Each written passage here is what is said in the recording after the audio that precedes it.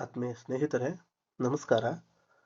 ಆಸರೆ ಅಕಾಡೆಮಿ ಕನ್ನಡ ಪ್ರಶ್ನೋತ್ತರ ಮಾಲಿಕೆ ಭಾಗ 2ರಲ್ಲಿ ನಿಮ್ಮ ಮುಂದೆ ಮತ್ತೊಂದು ಪ್ರಶ್ನೆಯನ್ನ ತಂದಿದ್ದೀನಿ.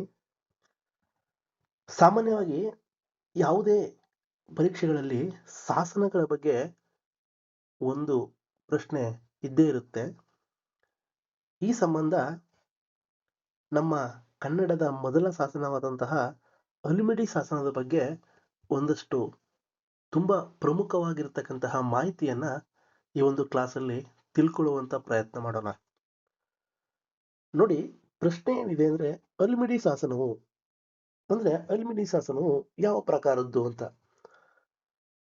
ಆಪ್ಷನ್ ಎ ಮಾಸ್ತಿಕಲ್ಲು, ಆಪ್ಷನ್ ಬಿ ವೀರಗಲ್ಲು, ಆಪ್ಷನ್ ಸಿ ದಾನ ಶಾಸನ, ಆಪ್ಷನ್ ಡಿ ನಿಸಿದ್ಧಿ ಶಾಸನ ಅಂತ. ಇದು ನಿಸಿದ್ಧಿ ಶಾಸನ. ಸೊ ನಮಗೆ ಸಾಮಾನ್ಯವಾಗಿ ಗೊತ್ತಿದೆ, ಹಲ್ಮಿಡಿ ಶಾಸನ ಒಂದು ದಾನ ಶಾಸನವಾಗಿದೆ. ಇದಕ್ಕೆ ವಿವರಣೆ ನೋಡುವುದಾದ್ರೆ, ಹಲ್ಮಿಡಿ ಶಾಸನವು ಒಂದು ದಾನ ಶಾಸನವಾಗಿದೆ. ಇದರ ಕಾಲ ಕ್ರಿಸ್ತ ಶಕ 450, ಸರಿಸುಮಾರು 5ನೇ ಶತಮಾನ. ಯಾವ ರಾಜಮನೆತನದಲ್ಲಿ ಈ ಶಾಸನವನ್ನ ಕೆತ್ತಿಸಿದ್ರು ಅಂದ್ರೆ, ಬನವಾಸಿ ಕದಂಬರ ರಾಜ ಕಾಕುತ್ಸವರ್ಮನ ಕಾಲದಲ್ಲಿ ಈ ಒಂದು ಶಾಸನವನ್ನ ಕೆತ್ತಿಸ್ತಾರೆ. ಇದು ಕನ್ನಡದ ಶಾಸನವಾಗಿದ್ಕೊಂಡು ಕನ್ನಡದ ಮೊದಲ ಶಾಸನವಾಗಿದ್ದು ಪೂರ್ವದ ಹಳಗನ್ನಡದಲ್ಲಿದೆ.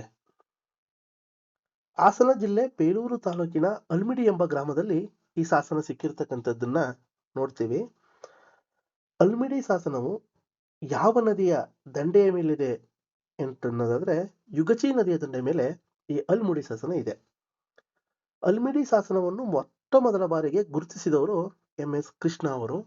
ಈ ಒಂದು ಪ್ರಶ್ನೆ NET ಕೆಸೆಟ್ಗೆ ಸಾಮಾನ್ಯವಾಗಿ ಕೇಳುವಂತಹ ಪ್ರಶ್ನೆ ಆಗಿದೆ. ಇದನ್ನ ಮೊದಲು ಗುರುತಿಸಿದವರು MS ಕೃಷ್ಣ ಅವರು.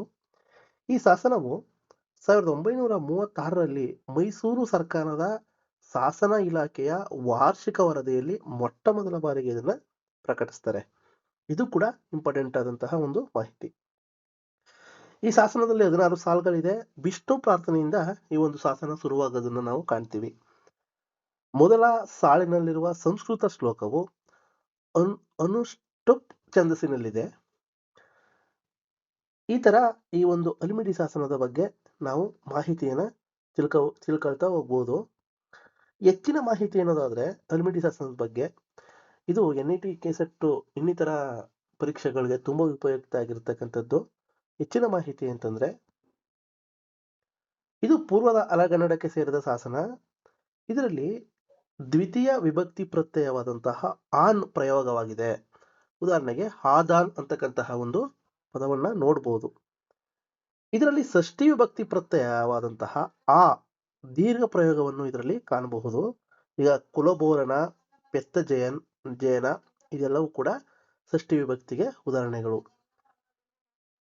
ಪೆತ್ತಜನ್ ಎಂಬ ಹರಿ ಸಮಾಸವು ಈ ಒಂದು ಶಾಸನದಲ್ಲಿ ಪ್ರಯೋಗವಾಗಿದೆ. ಈ ಹರಿ ಸಮಾಸ ಅಂತಂದ್ರೆ ಕನ್ನಡ ಮತ್ತು ಸಂಸ್ಕೃತ ಪದಗಳು ಸೇರಿ ಆಗುವ ಒಂದು ಸಮಾಸವನ್ನು ನಾವು ಹರಿ ಸಮಾಸ ಅಂತ ಕರಿತೀವಿ. ಪೊಗಳೆ ಪೊಟ್ಟಣ ಎಂಬ ಕರ್ಮಣಿ ಪ್ರಯೋಗ ಕೂಡ ಇದರಲ್ಲಿ ಪ್ರಯೋಗವಿದೆ. ಇವುಗಳು ಹಲ್ಮಿಡಿ ಶಾಸನದ ಭಾಷಿಕ ಮತ್ತು ವ್ಯಾಕರಣದ ಸಂಗತಿಗಳಾಗಿರ್ತಕ್ಕಂಥದ್ದನ್ನ ಕಾಣ್ತೀವಿ. ಥ್ಯಾಂಕ್ ಯು ಸ್ನೇಹಿತರೆ.